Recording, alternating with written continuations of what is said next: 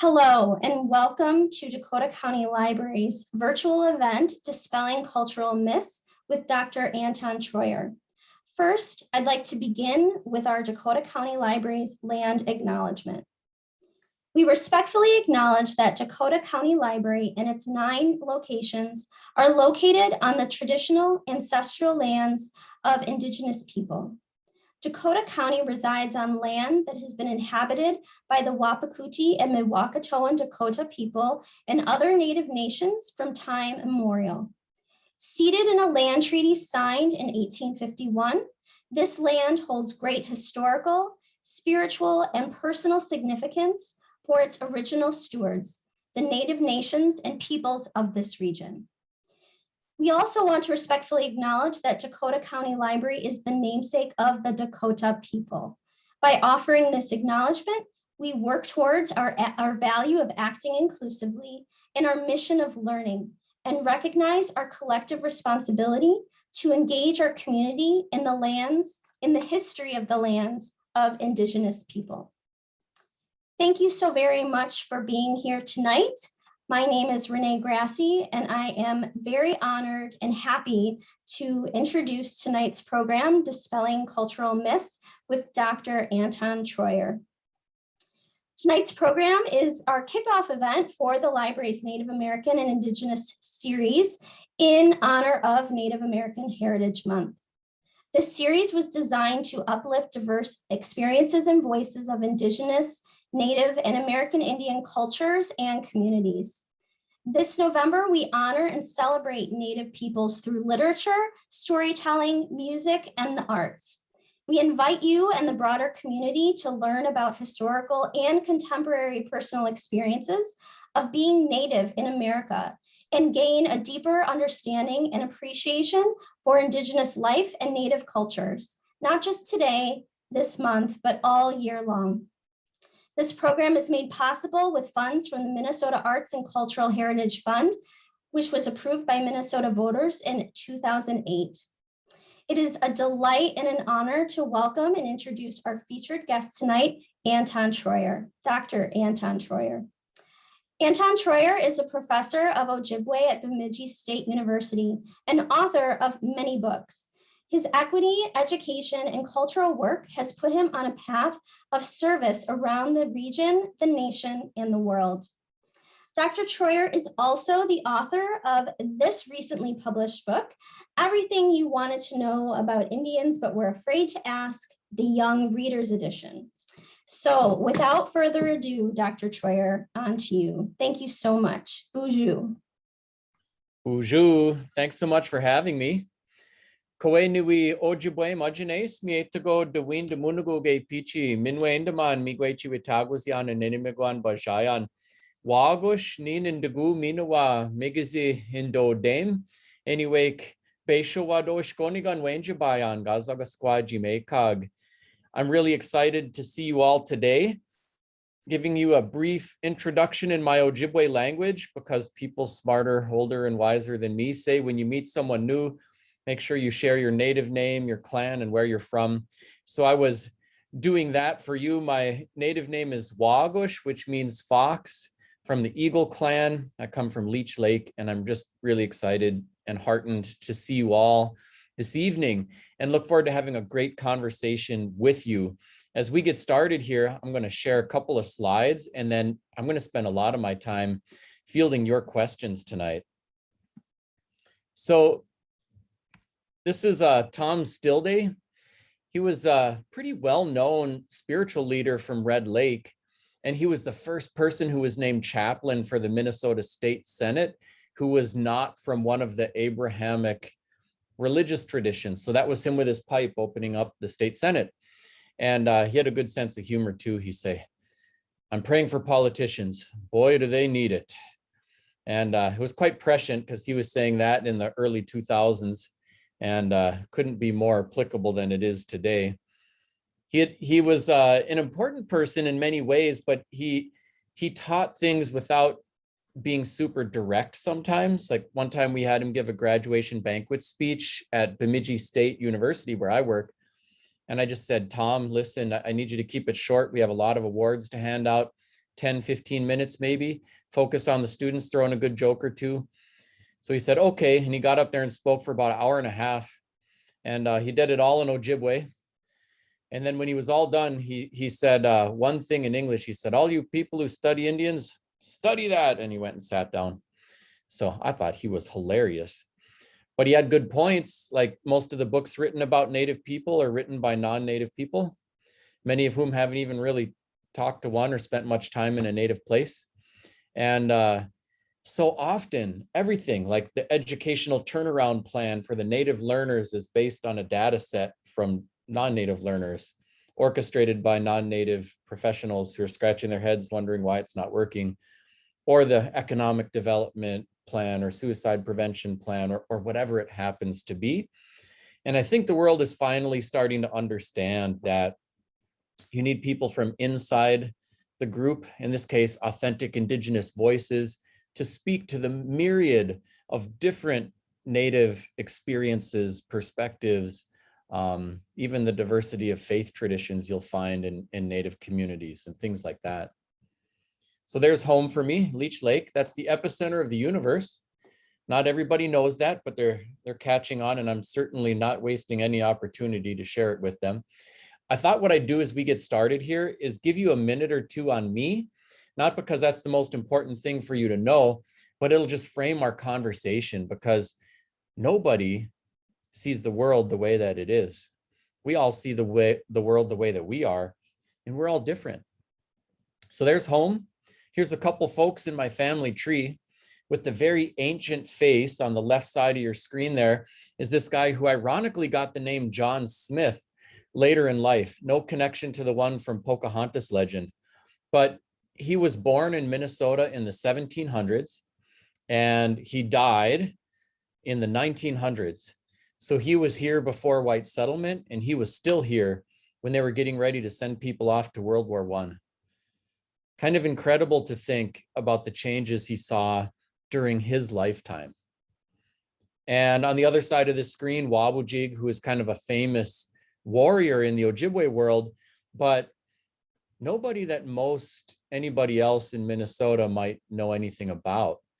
And I never had the tools to talk about it, but as I got older, it started to bother me more and more that it was possible for me to go to school for 13 years in a row, K-12, to learn whatever I needed to be successful in the world, but none of it had anything to do with me.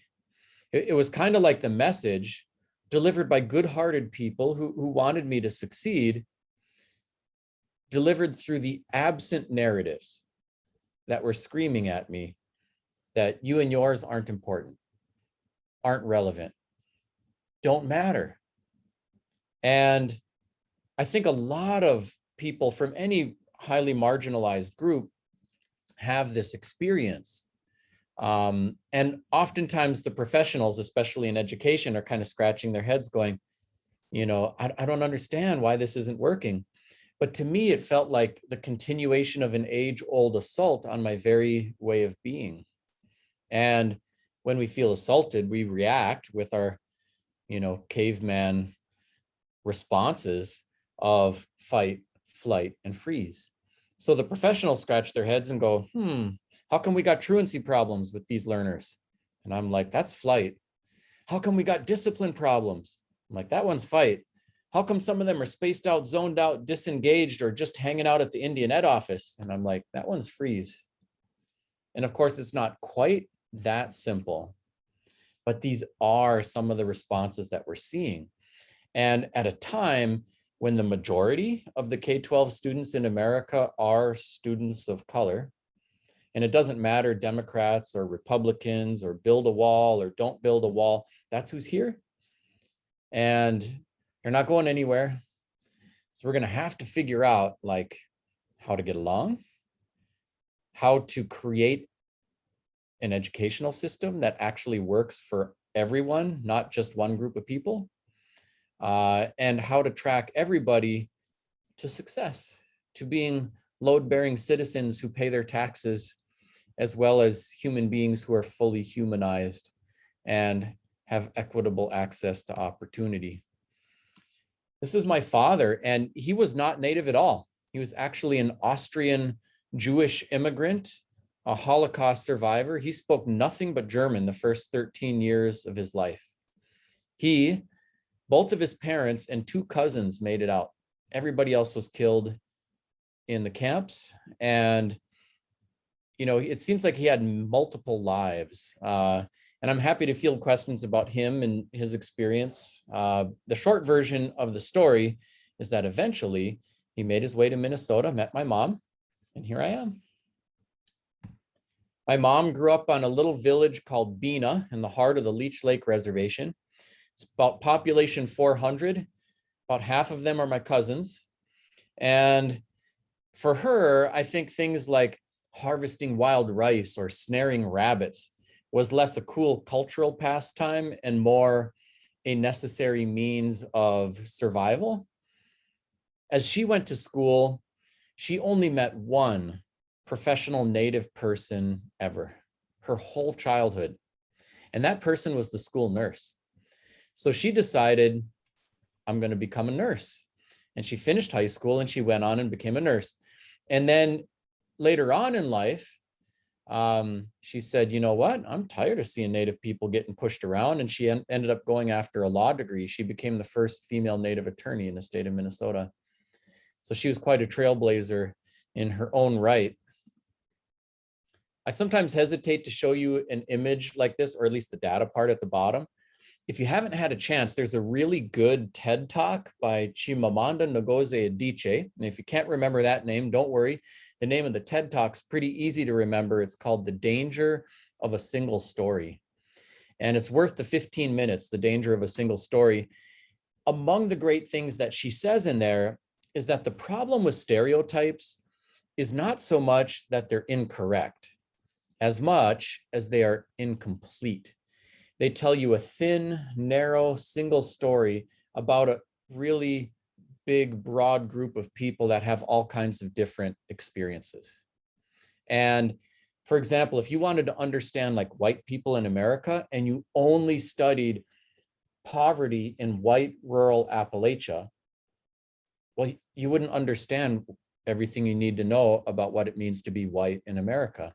And similarly, if you only studied white people on New York's Upper East Side and thought everything handed on a silver platter, wow, that also wouldn't tell you everything you need to know to understand the white experience in America. And that's because the white experience in America is not one thing. It's all kinds of things across the spectrum with regard to economics, politics, religion, all kinds of things. And it's like that for Native people too. Just in America alone, we come from 574 different federally recognized tribes. And then there are many Native groups that were not recognized by the United States government at all. Some are acknowledged by a state government and some by nobody.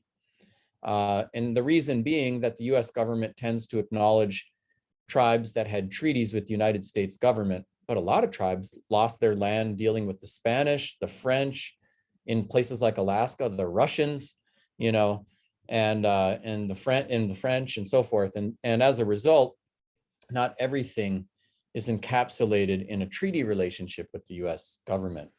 But in any event, when you look at the many narratives about Natives, imagine these two competing stereotypes. So one says that we're all rich from casinos, and another one says that we're all living in squalor on reservations. Some people will even tell you both of those totally contradictory stereotypes without even trying to reconcile them, depending on the point that they're trying to make. And the truth is, it's complicated. In 16 counties in the state of Minnesota, tribes are not big employers. They're the biggest employers of all. Better be nice to Natives. You'll probably end up working for one someday. And at the same time, about 50% of Native kids in Minnesota and around the country live below the poverty line. Both things are true. And it's not as simple as, why don't the casino people help out everyone else? They are. Why don't those rich people on New York's Upper East Side help out those poor white people in rural Appalachia? it's complex. And we'll be happy to field some questions on that.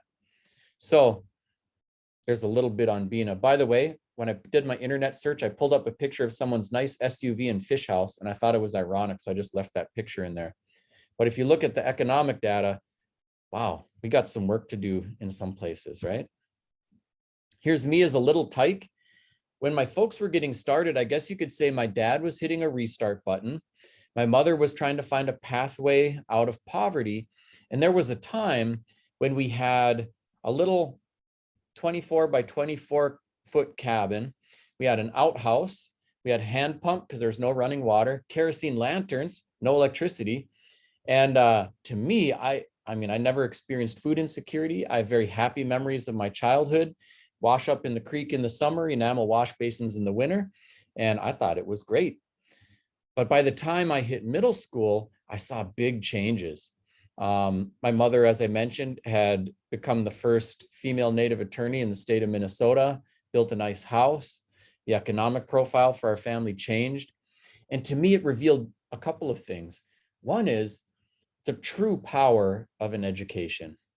It's indisputable. And at the same time, that we can see examples like this. Many people, whether they're immigrants, indigenous, find ways to rise in spite of obstacles. It's really the best part of America, or one of the best parts of America. And at the same time, I'm still with George Carlin when he says, we call it the American dream because you got to be asleep to believe it. Meaning that there are barriers out there, and those barriers are not equitably distributed by gender, by race, and a whole host of other things that directly impact all of our lives. It's not fair.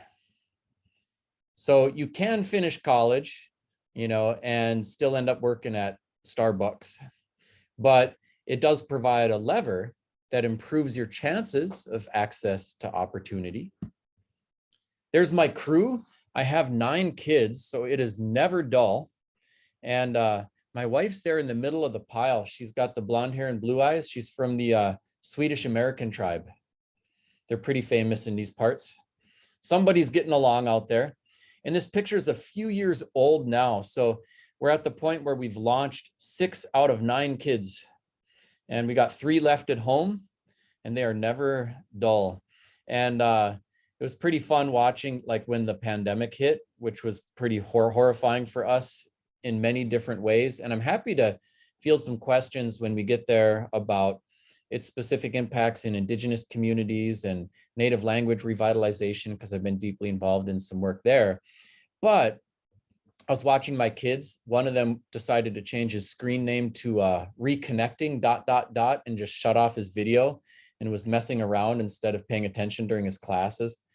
I thought, man, if you could just take that energy and apply it to the schoolwork, you wouldn't even need to shut off the screen thing, and so forth. But they're pretty clever and very creative. There's the view off the front deck of my house. I kind of feel like Shrek. That's my swamp. Among the things that had happened when my folks were getting started is that my dad had put in a bid on a piece of tax forfeited property, and he got a letter back saying that yours was the only bid we received, but it's not even enough money to cover the delinquent taxes. Can you find a couple $100 extra bucks? Which he borrowed, and he got a pretty good sized piece of property for relatively little money. Now, when he got the land, it looked quite different. It looked like this. And at some point in time, it probably was a virgin white pine forest, but it had been clear cut and turned into farm fields. And so it was wide open country when he got it. And what he did is he started planting trees. And in fact, he planted all of the trees in this picture, and it completely transformed the landscape and the ecosystem. So that was one human being with a child labor force. That was me. And a pretty remarkable transformation. And there are a lot of reasons why I choose to live where I do. All the grandparents for my kids have been within 10 minutes of the front door. I get to walk every day through this towering pine forest that was planted by my father. And it's a reminder that when we look at all of the things that we're dealing with, climate change, race relations, politics, I think a lot of us look at those things and we wish the world could be kinder and different. And it looks pretty daunting. And so we try to do our best to be decent human beings, and we tell our kids to be decent human beings, and we hope that it's enough, but it seems like it's never quite enough, because all that's necessary for evil to triumph is good people to do nothing or too little. But it's not like we need to take this mountain of problems that humans have been making for thousands of years and move that whole mountain right now. It's more like we need to keep planting the seeds, and it can transform the landscape and the entire ecosystem. And that's the work. That's the work if we're involved in education, if we are trying to get young people to read a book, if we're engaged in travel, if we are developing mixed company and figuring out how to get along and learn from each other.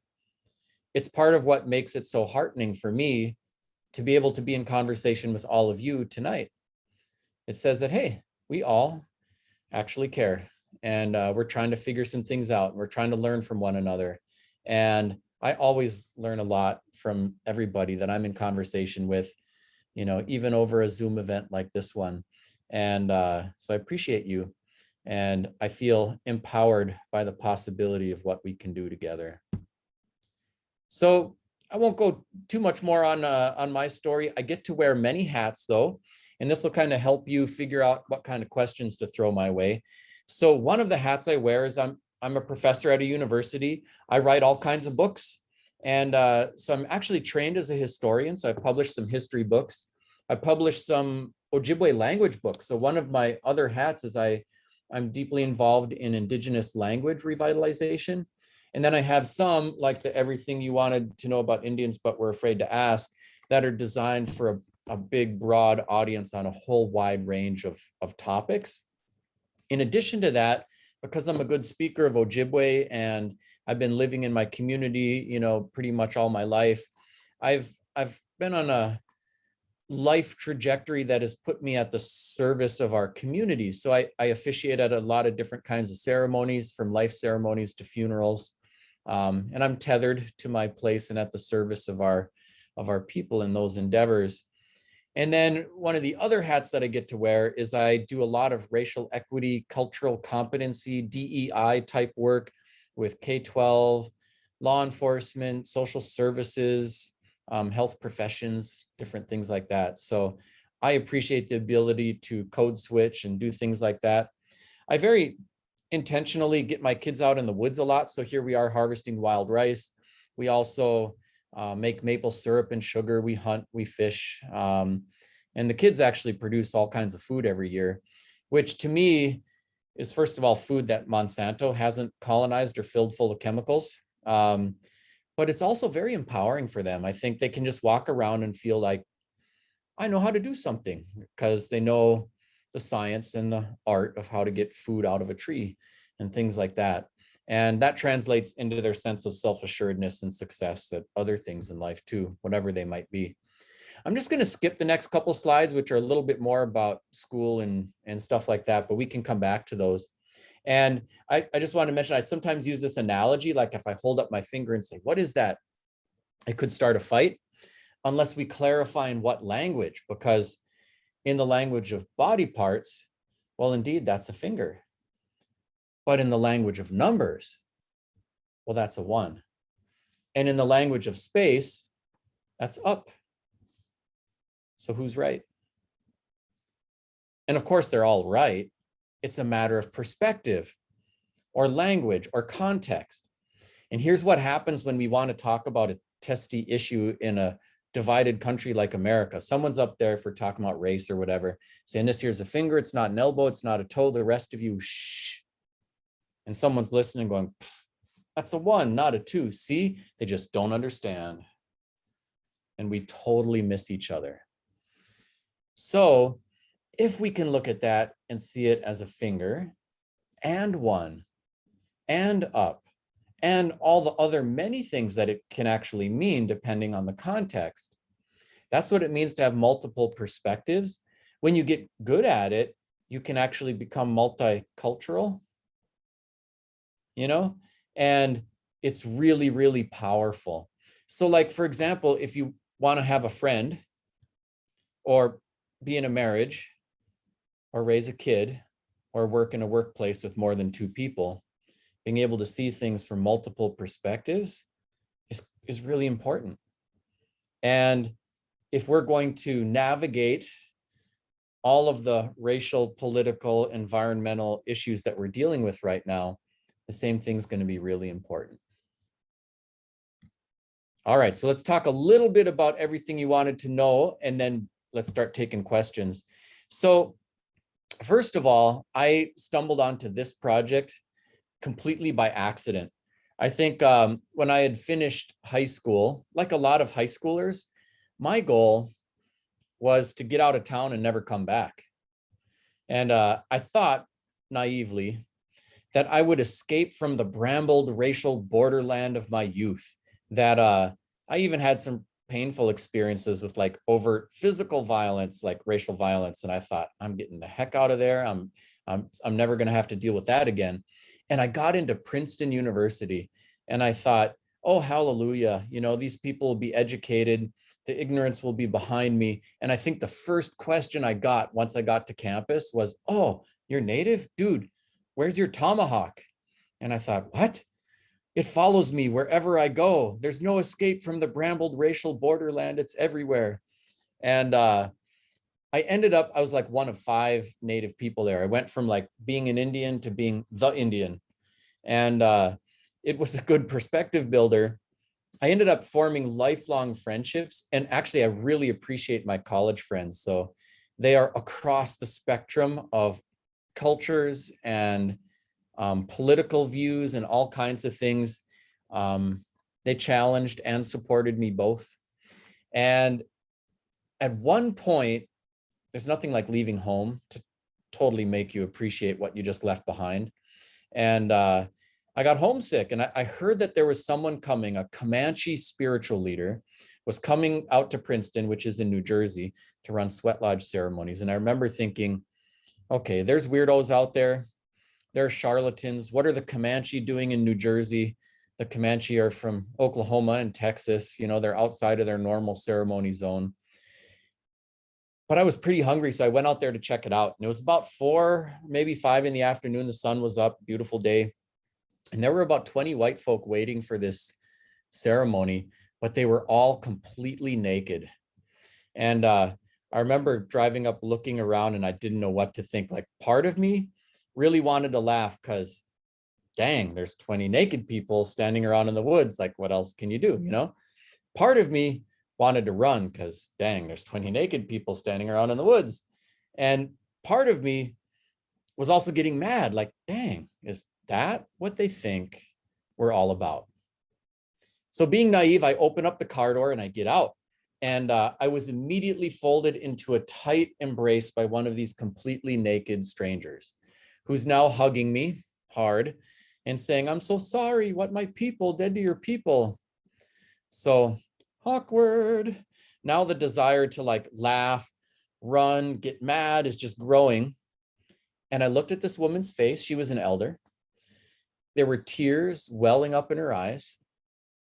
And it occurred to me that no matter how misguided she was, clearly she was misguided, that her emotive response was real and sincere. And if I just walked away from that cringeworthy experience, she'd keep on thinking what she's thinking. If I got mad and told her off, there's this thing that happens to people from marginalized groups that does not happen to people if you're from a majority culture, which is that you get asked to be the spokesperson for everyone in the whole entire group. Like, we don't say, what do white people think about abortion, good or bad?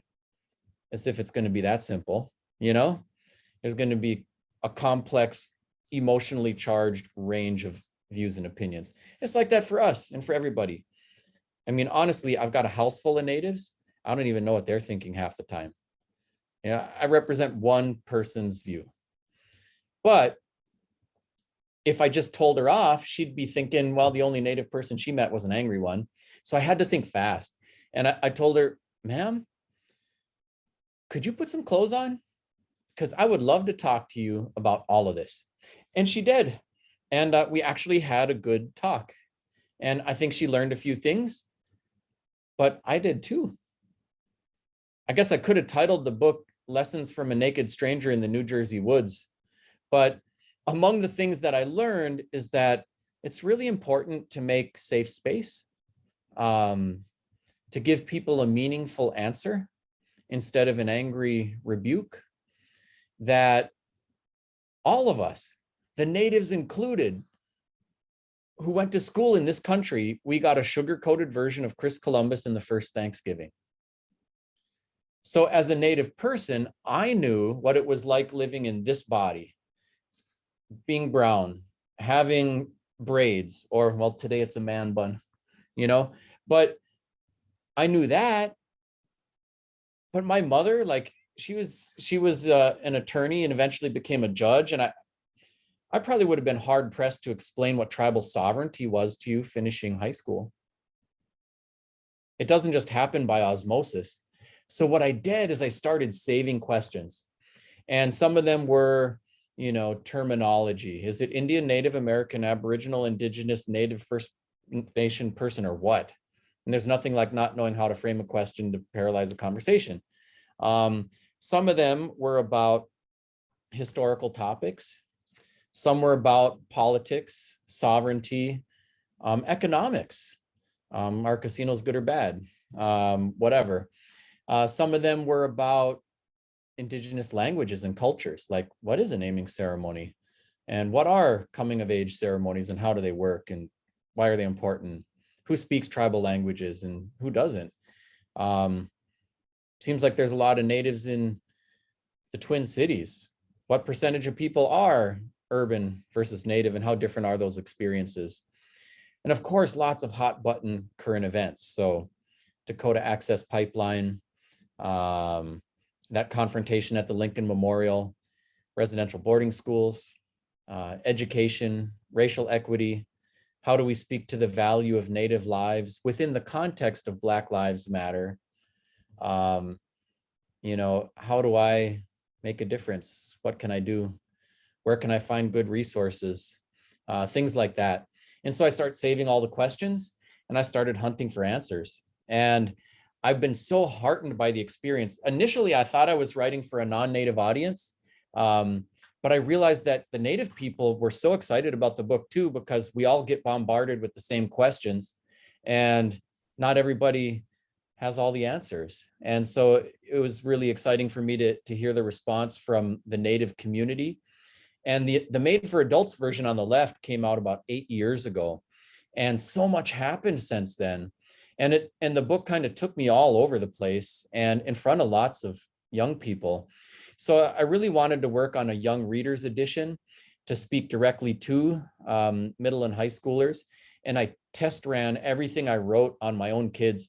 I made them read stuff, read it out loud. I could tell when they were laughing or when something was falling flat or when it was really resonating or they're flipping the pages or which pictures are working.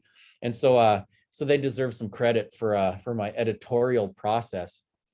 And I've been just really excited about everything that I've been learning through the endeavor, lots of public speaking events and lots of other things that it's kind of given birth to.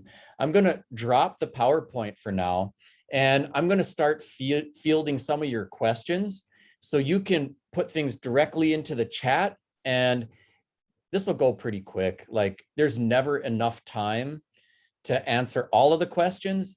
So before I start on them too, I just wanted to mention, I dropped my website in the chat, and you know, either Renee or I can drop it in there again a little bit later on. On the website, I've got lists of resources like vetted books that are Indigenous authored, because that's one of the things people are like, where can I find some more? The library that's hosting our event today also has vetted lists of Indigenous authored works, and they are working to update that all the time. So there are lots of ways to get info that way. And, you know, there's so many voices out there that are sharing in so many different venues. Also on my website, of course, there's information about my books, but lots of speaking events, lots of them are free. Many of them are still virtual with our response to coronavirus, and that'll probably be a blend for all time now, because there are some practical advantages doing virtual events too, for access for people and things like that. So I just wanted to mention those things as we get started, and feel free to drop any questions you have in the chat, and I'll field as many as we can. Thank you so much. Dr. Treuer, Miigwech, I just want to say thank you so much for what you've shared already. And I think that tonight is going to be a very, very great conversation. And for those of us who have attended programs like this, sometimes it's helpful for the facilitator to get things rolling and the ball rolling. And I already see a question about the TED Talk link. I shared that earlier. I'll reshare that again. Thank you so much. So one of the things that I'd like to ask is, as a librarian, I was as a first teen librarian, that was my first job. I have such a big place in my heart for young people, especially middle schoolers and high schoolers. And I'm wondering, could you talk a little bit about how this book is being received by Native and non-Native middle schoolers and high schoolers? And what are some of the things you're hearing from those individuals? Yeah, it's been really, really fun for me. I've been speaking at a lot of schools, not just to library associations and things like that. And it's been really, really fun talking directly to young readers. I think the work is pretty approachable. Some of the questions kids come up with are very similar to the adult ones, and some are different. Like, what's it like dating? What's your perspective on, multiracial families? They got questions like that are just a little more probing and personal and kind of fun. They also are really interested in seeing the world be a better place and see themselves as not just the recipients of the world that humans have been messing up for thousands of years, but as agents that could change it. And that part is really exciting. And so having the conversations about what do we do now and where do we go from here, and how can I make a change, and where do I get more information, or how do I connect with people, has been really cool. And what do I need to look out for when I do, good and bad and different? And then there's a lot of cultural curiosity too. And so that's been really fun for me. Yeah, and I have a different publisher with this one, and they're just really, really great at connecting directly with schools and programs and getting it out there. So it's off to a good hot start, I think, as far as books go. And I'm just most excited about the conversations and education that's happening now. I believe the children are our future. Absolutely. Right. That's great. You've got 2 questions already in the chat, Dr. Treuer, so I'll let you add it. Okay, so I see one that's here about powwows, and is it good or welcome for non-Native folks to attend powwows?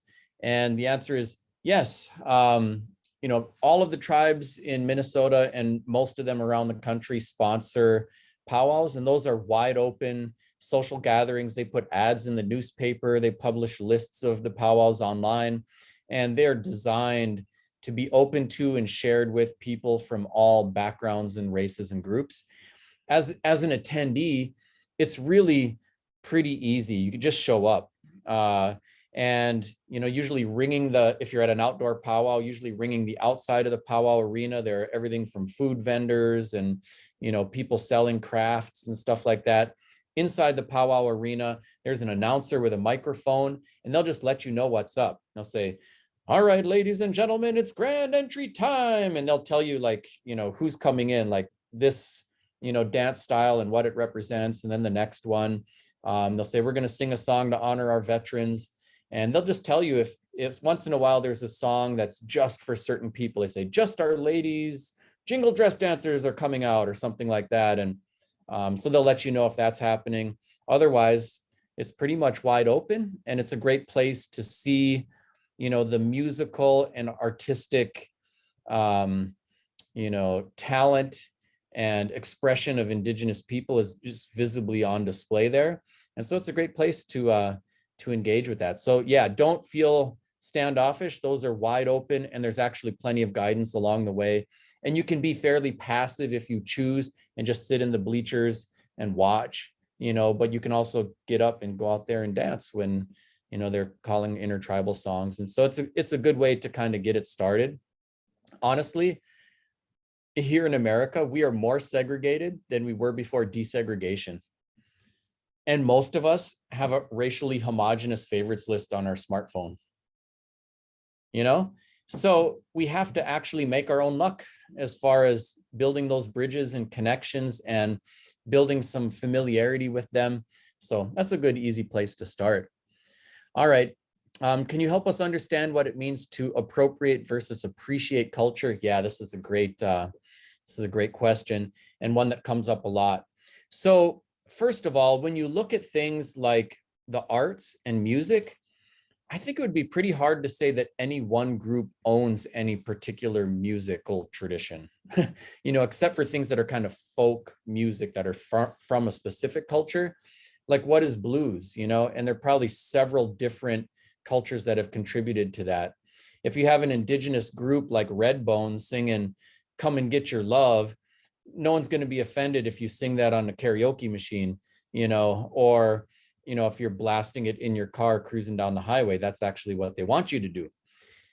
On the other side, if you have something that is religious in its nature, it might have different kinds of rules and boundaries about who can access that information, song, ceremonial space.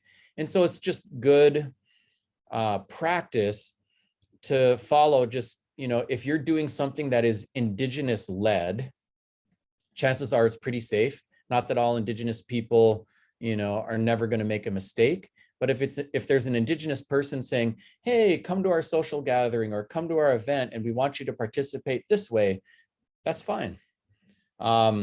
If it's something that is not indigenous led, then you want to make sure that it's something that's, respectful and has been advised, counseled, or authorized by indigenous people somehow. And then that'll also make it pretty safe. Most things like, food, fun, and festivals, and most kinds of folklore are pretty open. Like, the food at the Chinese restaurant, if you even call it Chinese food, honestly, is made to be shared with other people. You know what I mean? Like, that's not culturally restricted somehow.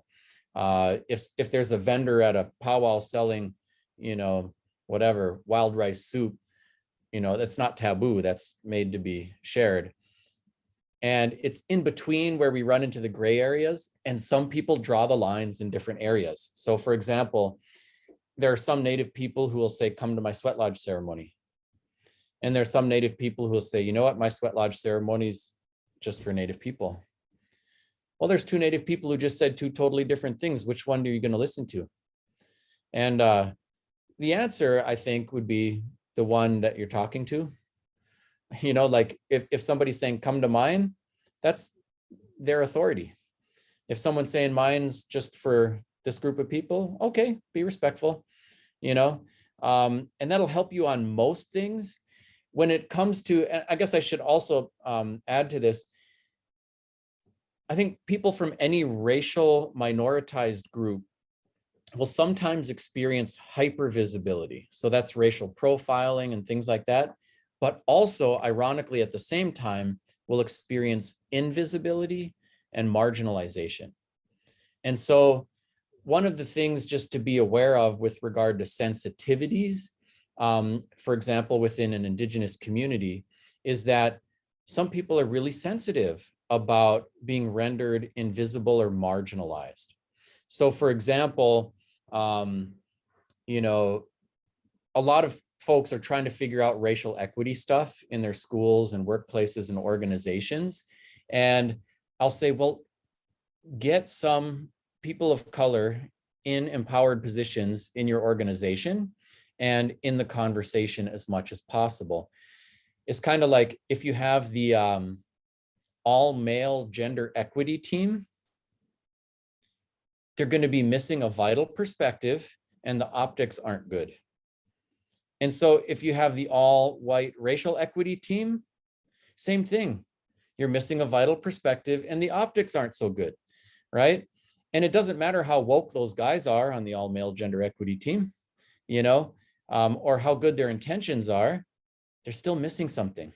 So once you have those positions, not as tokens, but as genuinely empowered, drivers for the decisions that are being made, you are going to be on much more certain and sure ground, and it'll be easier to navigate those kinds of questions about what's appropriate versus appropriating. And another thing, depending on your organization, like a lot of them are developing an Indigenous Advisory Council, or if you're at a school, often there's a Native Parent Committee. And I'll even field the second part of that question to them. Like, that's my advice for organizations, because the Native community is not of one mind about labels. Like like the Black community, some people prefer Black, some prefer African American. We've gone round and around. It's not colored people, but now people of color is often used as a way to be more inclusive. And it can be tricky, and it's shifted and changed over time. Even from Martin Luther King's time to the present, there's totally different labels being used and preferred.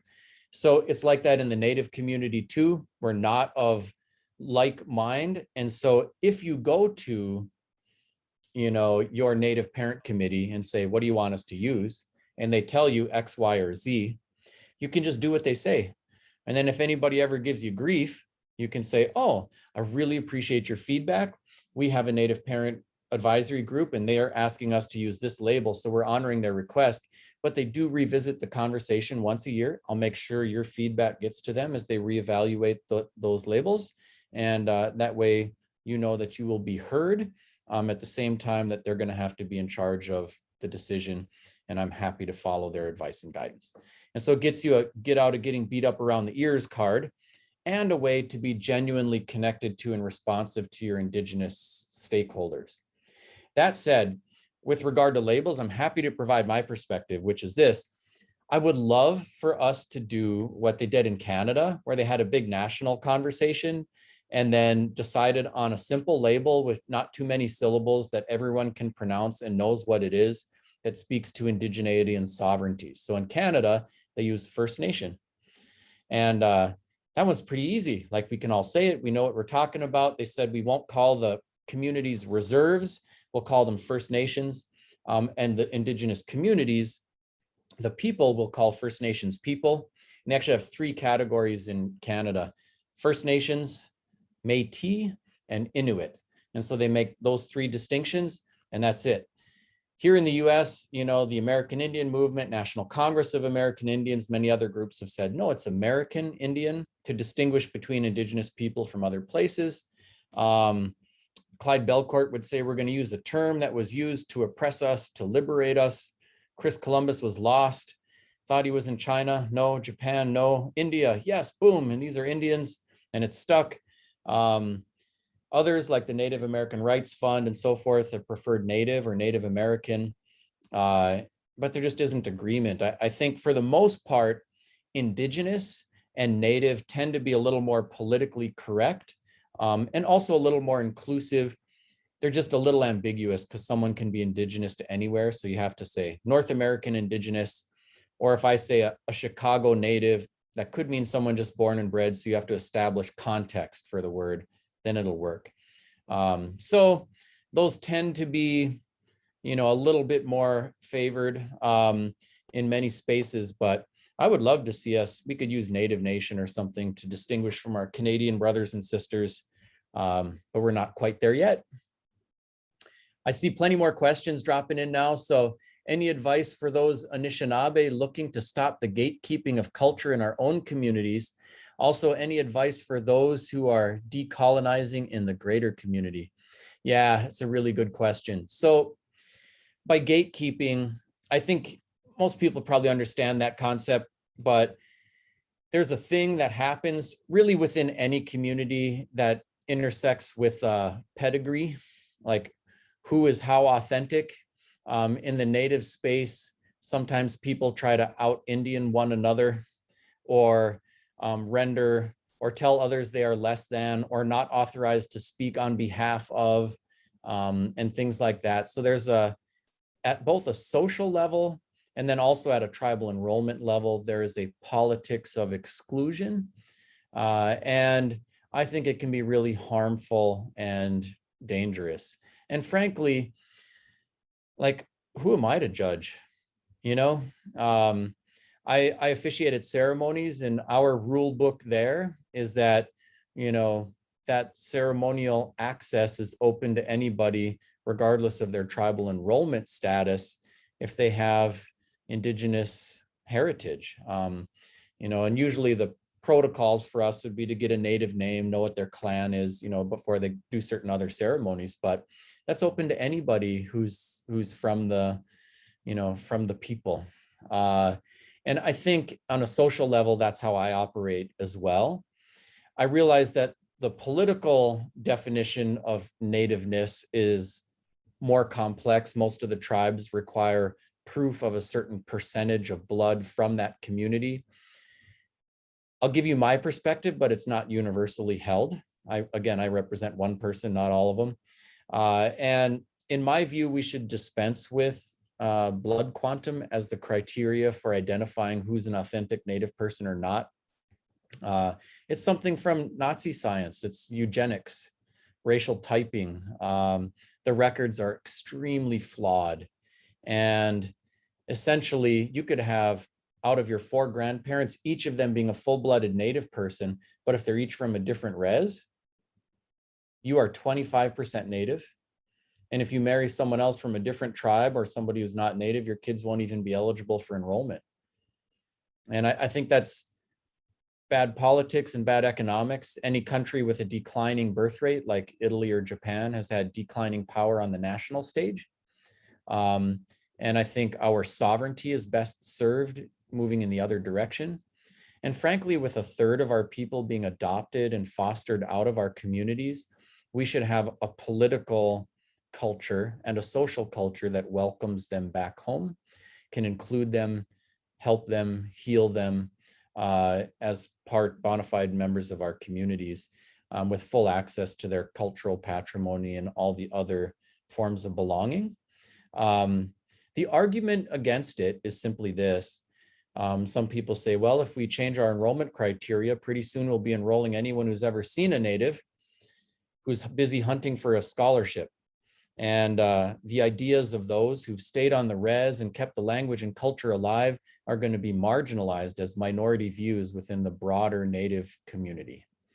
And my answer to that is, I understand the concern, but I think that can be mitigated by things like having a strong residency requirement for those who hold tribal office. Could limit some of the financial benefits to those who are resident on the reservations or communities, you know, and things like that. And I think, although none of the solutions with any of the paths available are perfect, that's where I'm wired and how I kind of see things. Yeah, it can be just really harmful to people to out marginalize or exclude them. And frankly, I mean, this is a little bit, you know, following this a little bit deeper, but if anyone's ever read Paulo Freire's Pedagogy of the Oppressed, which, by the way, as far as books go, I felt like I needed a thesaurus and a bottle of aspirin to get through. Like, he's very academic and wordy, but he's also a mad genius. And he speaks to oppression dynamics in their broadest philosophical context and would say, when there's an issue of oppression, there are 4 pillars that hold up the oppression. Only one of those is an outside group that is holding or keeping someone down. All the others are happening inside of the oppressed community. So as an example, take the Puritans who were oppressed because of their religious views back in England. They literally get into boats, go across the ocean, and escape from their oppressors. Was that the end of oppression? Hardly. Where was the oppression? And the answer is they carried it inside of themselves, and then it showed up in different ways. So one was internalized oppression. So that was this kind of blaming and shaming stuff in Puritan culture. It could show up in other ways too, internalized as negative self-talk, suicide, substance abuse, other things can be manifestations of that. And then there's lateral oppression. So that's when people are mean to their own people, Salem witch trials, stuff like that. And then it's intra-oppressed group oppression. So then Puritans started beating up on the natives and beating up on Black folk and so forth. And so for us as Native people, of the things that keep us oppressed, of those 4 pillars, only one is like, whatever, the man trying to keep us down. And the other 3 are internalized oppression. I'm dumb, I'm stupid, I'll never make it. And lateral oppression, crabs in the bucket. You know, who does he think he is with a beaded briefcase, you know, or whatever. And in addition to that, we also have intra-oppressed group oppression. So, you know, anti-Black views or homophobic views will pop up in a Native community too. All of those things, the internalized, lateral, and intra-oppressed group oppression, all serve to support white supremacy and keep Natives in an oppressed condition. And we have control out of 3 of the 4 levers that are hurting us. And the same is true for any other oppressed group. You could say the same, like if you look at women and dealing with patriarchy. Women are mean to women. Women are telling each other, or telling themselves mean things sometimes. You know, my wife and I go out to eat, 85% of the time, they give me the check. 15% of the time, it goes in the middle of the table because there's an assumption about who makes the money, who do you need to impress for a tip, all these kind of things. And most of our servers are women, right? And then it's also, you know, intra-oppressed group stuff in that community and all of them. So ultimately, we need to tend to the things we do have some control over. How do we speak to ourselves? How do we speak to and treat one another? How do we speak to, treat, and think of people from other groups? And if we can remedy that, we can evaporate all of it, even if there is someone out there trying to keep us down. All right, more questions.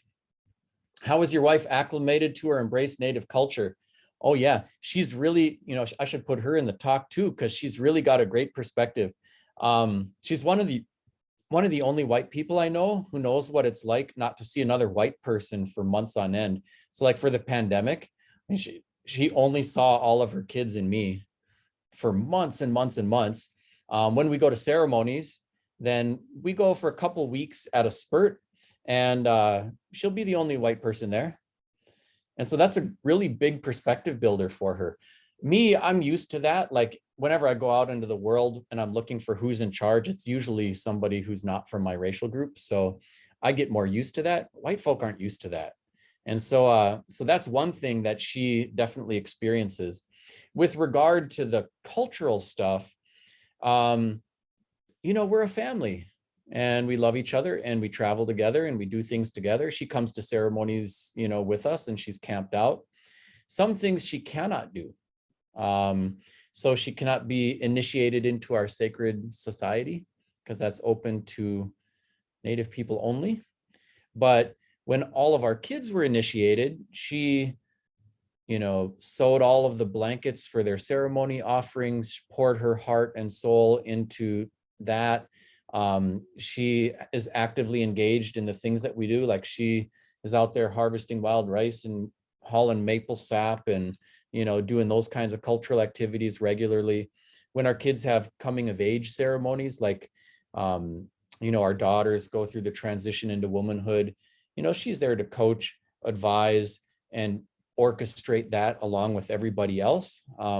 That's not just her right as a mother, but it's her responsibility as a mother and as a woman who's part of our circle. You know, so the short answer, maybe not totally satisfying to you, I'm not sure, but is that she does get to participate, but when there are cultural boundaries, then she doesn't get special set of rules for that.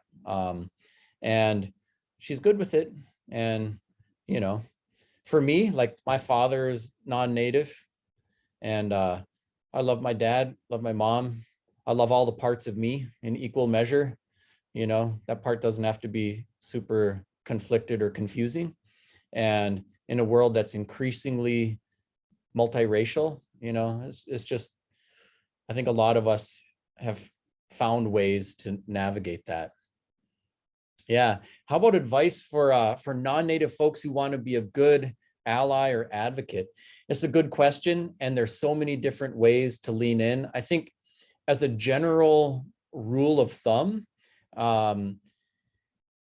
some of the work we do, like anti-racist work, has to happen in mixed company. Like, we really need to learn from one another.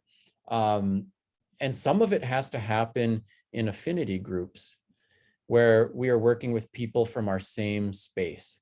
And that doesn't just mean like being okay when maybe people of color need the company of people of color, but one of the most powerful jobs, like for certain messages, it's not just the message that matters, but it's the messenger, right? So if I go start knocking door to door and tell people, hey, it's the day before Halloween, don't dress like an Indian, some people will be like, I get you, brother, cool. And some people are going to be like, get the heck off my property. Nobody's going to change their view. You know what I mean? But if some white person's talking to his first cousin while they're eating dinner and is like, dude, I can see what you're planning to do for Halloween, and I just want you to know that kind of crap gives us a bad name. And I know you're a good person, but you're not going to look like it. And I really wish you'd reconsider. I'm kind of disappointed. And then that message actually can get through. But if I do it, it doesn't. So some of the work is like in affinity space. Some of it is in mixed company. In terms of the broader efforts, I think it's important to let Native folks kind of set the main agenda for social activism and the things that they want, the issues that they want action on and how, and then ally to that and be an accomplice in that, rather than, I think there's a little danger to having a Jesus complex, like I'm going to go save everybody, or looking at anti-racist work as an act of charity, as opposed to something that we all need. Like, we all need healing. We all need to be liberated from the oppression dynamics. When women are subordinated, it hurts men. It dehumanizes all of us. When people of color are not as safe as white people, it dehumanizes all of us. Like, we are all more fully humanized and more fully healed when we advance all these issues together.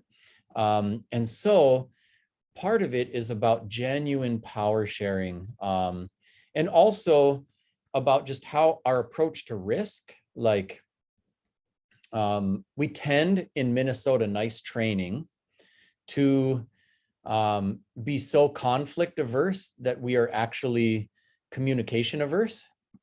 And, as a result, we sometimes avoid really leaning in or risking not our health or safety, but risking reputational harm. So often we sit there and watch something go down, and then we're just walk away and we're like, oh man, I wish those people wouldn't do that. So part of it is about, how do I find my bravery in a way that's effective, that does not always destroy the Thanksgiving dinner, but that enables me to speak my truth. And it's not always easy to do, but I think that's why some people say, don't just be an ally, be an accomplice, be willing to take social risk to speak up, and things like that. And it is a balancing act. I kind of feel like there's a Native analogy that helps me a bit. Like, in the Ojibwe world, we have a clan system. And so all of our clans are animals, birds, fish, and they're like sigil for your house and a spiritual guide. And our original clans for chieftainship were the loon and the crane. And so the loon's got the pretty voice and is considered the diplomat, and is also like the lesser chief. And so when there's a treaty signing, like, the loons would speak for about 3 weeks. And then the cranes would speak up, who are considered like the dominant chiefs and represented command. And they would say, I think you understand where we're coming from. Now here's what we're going to do. And so it was kind of like, I happen to be from the Eagle clan, but I think of this in my interactions with other people. If I seek first to understand and be understood, and then if there's something that's really important, like racism's not okay, I can still be strong in my beliefs. But if I lead with, here's what we're going to do, I'm just going to chase everybody away from the table and end up eating alone. So that's kind of helped me with how to talk to people and how to deal with the issues. There's some good other books like The Anatomy of Peace, I found really helpful for communication strategies. There's just this Jewish guy and an Arab guy who both lost their fathers in Arab-Israeli violence and created a peace institute. There's some suburban white family bringing their juvenile delinquent son there and said, fix him. And didn't realize that they had so objectified their own kids' behavior that they'd lost the meaningful influence part of their relationship with him. And so there's just a little guidance about how to talk to people. Often we hear something we don't like and we go right to, let's correct that behavior or attitude. And it never works. So the first thing is like, how do I get my heart at peace? Breathe in and out. If I need a time out from what I'm hearing so that I can get there and then come back and be ready, you know, and then building relationships with other people who have influence and building the relationship with the person, then seeking to listen and understand. Okay, so I heard you use this word. I felt really hurt. And so I really want to understand, can you help me understand why you're using that and what that means? And then last of all would be correct the behavior, like, can't do that. But if you start with that, you're going to lose them right away. So anyways, there's some different things that can help provide guidance on that. All right, let's take a look at a few more here. We're recruiting Indigenous librarians. Yes, apply right now. That's awesome. It seems like Anishinaabe is being taught in person, virtually, and with great technical resources. Why is it so lacking in so many of our other communities? Well, for starters, nobody's got a slam dunk on this stuff. Anybody who's not worried is not tuned in. We've got about 7,000 languages still spoken on planet Earth. About 2,500 of those languages are highly endangered. Like you can count the number of speakers on two hands. And right now, only about 100 of the 7,000 world languages is actively and widely taught at colleges and universities. And really, we're seeing 4 languages in the world proliferating very rapidly at the expense of others.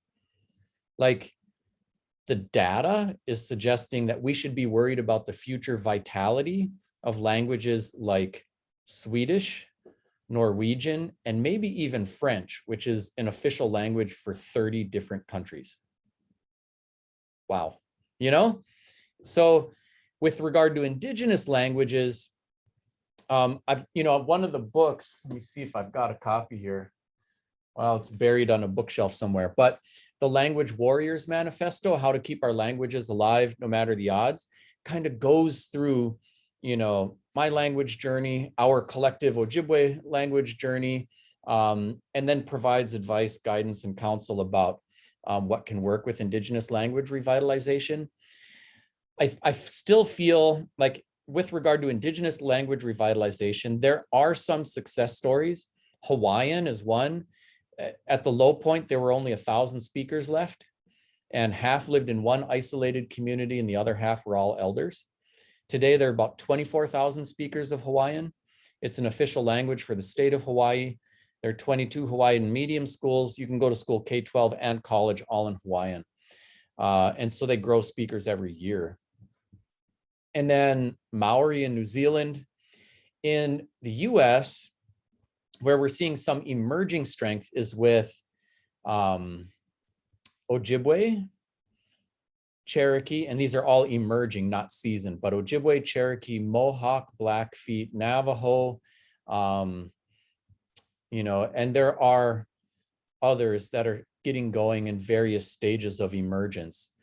Ojibwe is a big group. So, we've got about 250,000 Ojibwe people in the US, just as many in Canada. And there's some regions of Canada where there's 100% fluency. And they're mainly, you need a plane or a boat to get into some of those communities. but it's changing quickly for us too. In the United States, we number in the hundreds of speakers left out of a population of 250,000. So that's not sustainable. At the same time, we have gotten immersion schools going. A community, La Coudray in Wisconsin, has 125 kids running around screaming at each other in Ojibwe on the playground, in a community that didn't have fluent speakers since World War II. That's pretty awesome.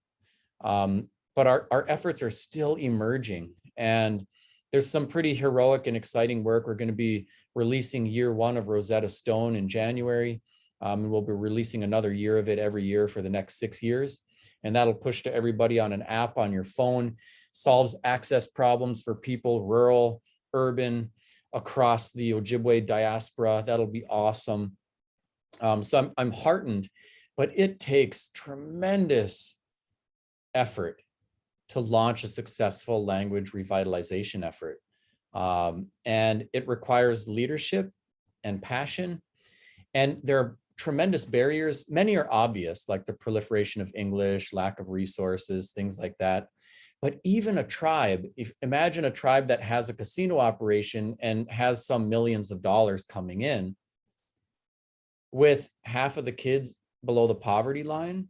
Most of their money is being used for, economic interventions to maintain food, clothing, shelter.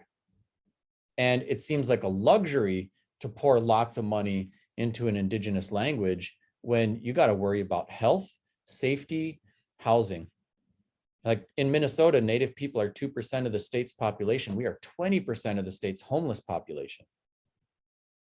So those are the kind of things that tribes have to navigate as they set priorities, and it's not always easy.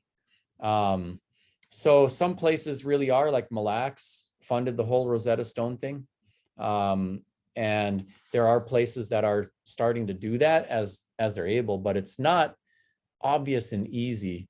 And we have all kinds of barriers, although I think there are ways to navigate them. And to me, we all need healing, but this is what it looks like for us.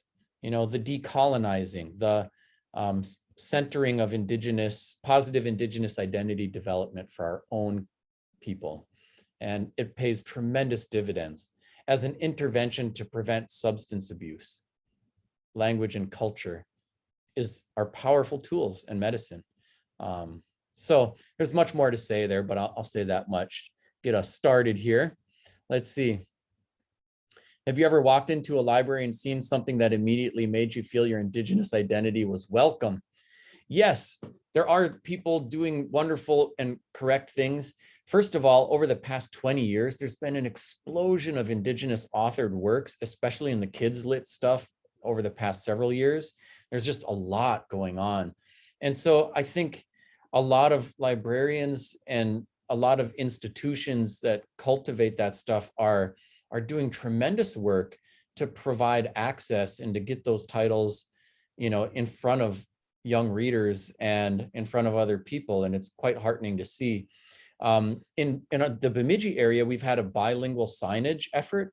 And so not just the libraries, but the regional event center, the public schools, most of the area businesses, I've put up bilingual signage. Even the cop cars, it says Gunawanjigang Minawa Na Damagang on the cop cars to protect and serve.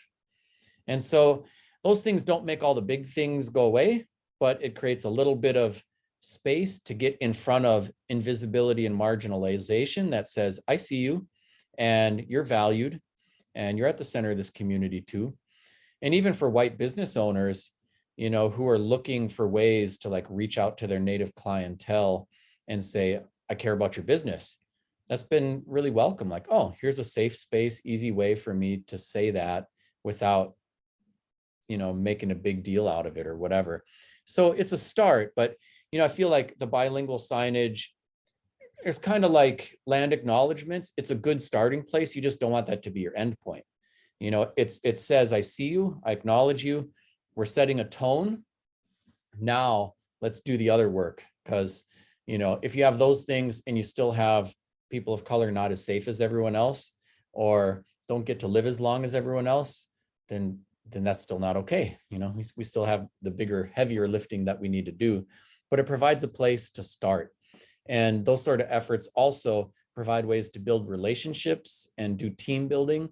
That will be the team that will then help you keep going, you know, down that path. And it really is a pathway rather than a one and done with any of our action items. So plenty of folks are doing the right things, are trying to diversify, you know, their boards, their staff, their resources.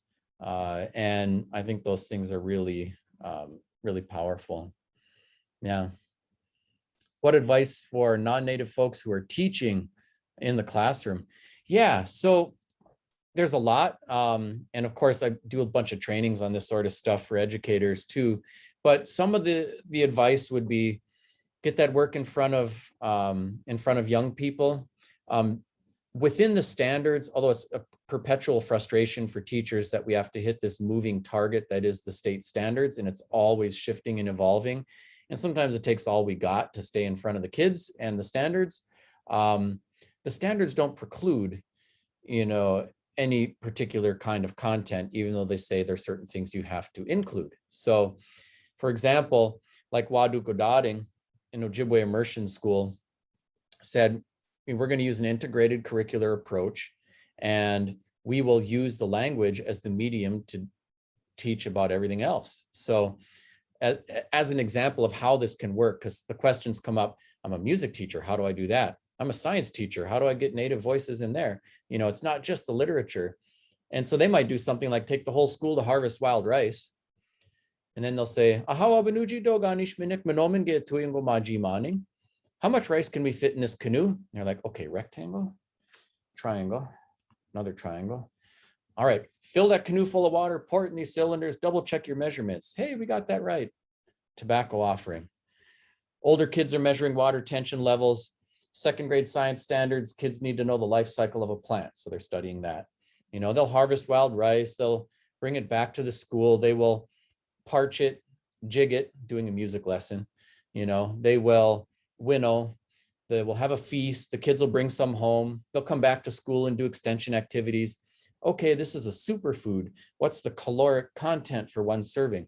What's the nutritional value for one serving? If this was a staple food, how much would one person actually eat in a year? Now, on this reservation, in this community, it used to have 540 people. This one had 720. This one had 323, and so forth. Collectively, how much rice would they need to harvest for a year? Now let's do some graphing exercises. Some years, the yield's higher. Some years, the yield's lower. How much would they need to harvest every year to maintain this population in this place? And the kids are like, wow, our ancestors did that. And the teacher's like, no, you just did that. And so you get empowerment, there's math, there's science, there's the health unit, nutrition, and indigenous cultural activity. There are a lot of different curricular approaches and ways to get at it. And we can do that within the context of and around any culture. You know, I just think that the indigenous ones, everyone should learn about, because we're all living on indigenous land, and because that's part of who's here. And then indigenous people should be allowed to learn about themselves as well as the rest of the world. All right, so I tell you what, in the interest of time, because we got about 5 minutes or so, and then we're going to have to fly, and I can see there are lots and lots more questions coming, more than I'll get to, which is awesome, because you are awesome. So for starters, I'll just mention the website again, because I've got lists of resources there. Shoot me emails. I'm happy to field more questions. I also have like a YouTube channel that's got lots of videos. So there's like, here's a perspective on Thanksgiving, you know, here's a, you know, perspective on any number of topics, from hot button topics to historical ones to language content and stuff like that. And they're kind of broken into playlists by category, so it's a little easier to navigate that way. So I can direct you to some of those things and to future talks, of course, and of course to shamelessly plug the book, Everything You Wanted to Know About Indians But Were Afraid to Ask. Yeah, and of course the many other resources in your wonderful library. here and wherever you happen to be tuning in from. So I'll field maybe a couple more, and then we'll let you fly. But I wanted to mention that before we do. All right. So see, thanks for the powwow information. Always wanted to go. Yes, by all means, go. It's open. If you'd like to enjoy a throwback live performance of Redbone, oh, cool. By all means. Any thoughts on the overtly racist baseball team that dropped the cartoon logo but didn't change other things? Yeah. So with regard to the mascots and stuff like that, first of all, it might not feel like it right now. And I know the Braves, for example, said we will never, ever change, but they will. That's my prediction. I really think they will. They're on the wrong side of history right now. I mean, look at the Redskins. They were like, we will never, ever, ever change. And then their funders said, we're going to pull your funding if you don't change. And they're like, we will be so happy to change right away. You know what I mean? It's about the money.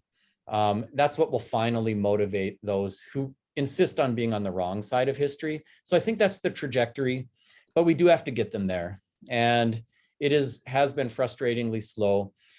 In my view, there are really two things that people say that kind of are used to support, the use of Native imagery and mascots.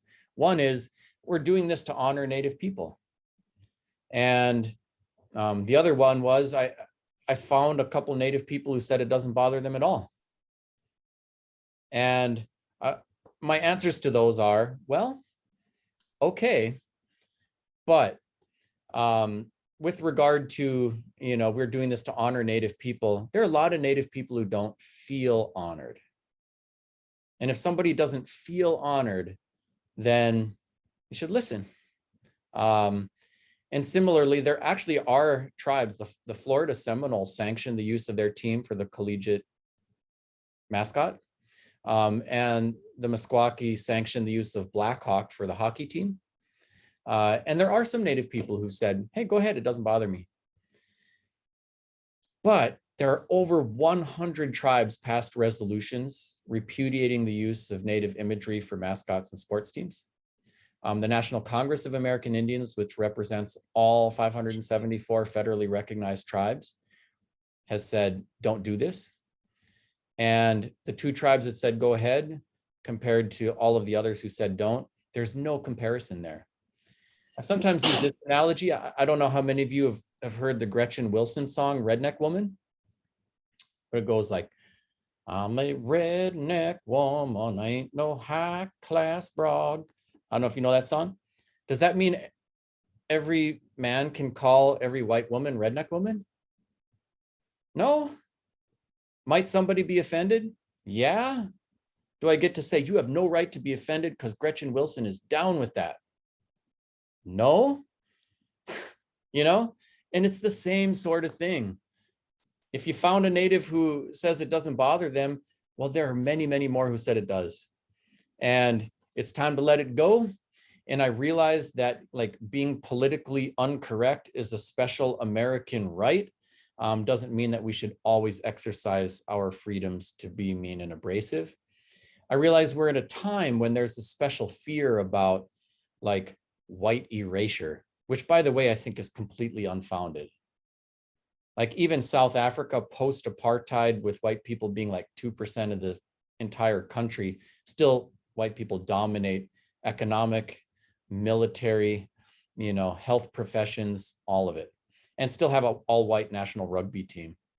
And frankly, in America, we keep reinventing race. Initially, this is also quite ironic for me, Irish people were considered not white and were persecuted because they were not white.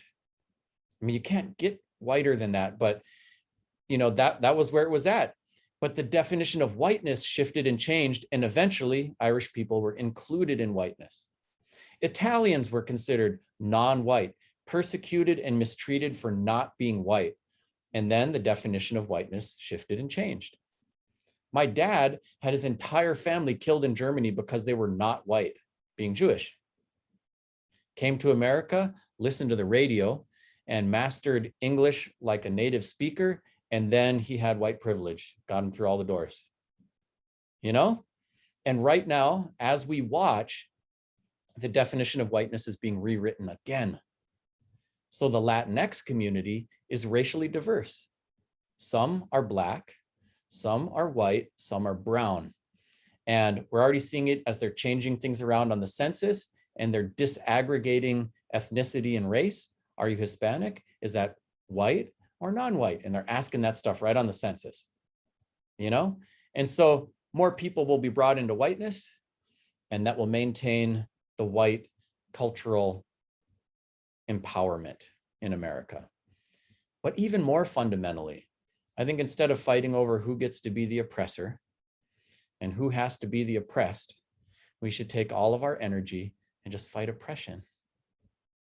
And that way the system can work for everybody and the country can really benefit everybody. We all lose if we fight over who gets to be the oppressor, if we fight over a transfer of power rather than a transformation of power. And that's where the big change is going to happen. So you all have been amazing and awesome. And I'm sorry I didn't get down to the many other wonderful comments and questions that are in the chat there, but I do look forward to continuing the conversation. And thank you everybody for showing up tonight and leaning in. Miigwech. Dr. Treuer, thank you so much. Miigwech. And speaking of transformational, this program has been simply transformational. Your work is transformational. We appreciate you beyond. So thank you for your time tonight, your expertise, and sharing your stories with us. You are a storyteller. I can see it in the way that you present. So thank you for sharing those stories. Thank you everybody for being here tonight. A reminder that this program has been recorded, and when the recording is available on our county YouTube channel, everybody that's registered will be receiving a link to that. And then another reminder, we do value your ongoing feedback and are interested in what our community is looking for. So please fill out that email survey when you receive it, and let us know what you thought of tonight and any other programs that you will be like to see at Dakota County Library. And so on behalf of Dr. Treuer, I'm Renee Grassi from Dakota County Library. Thank you all and have a wonderful evening.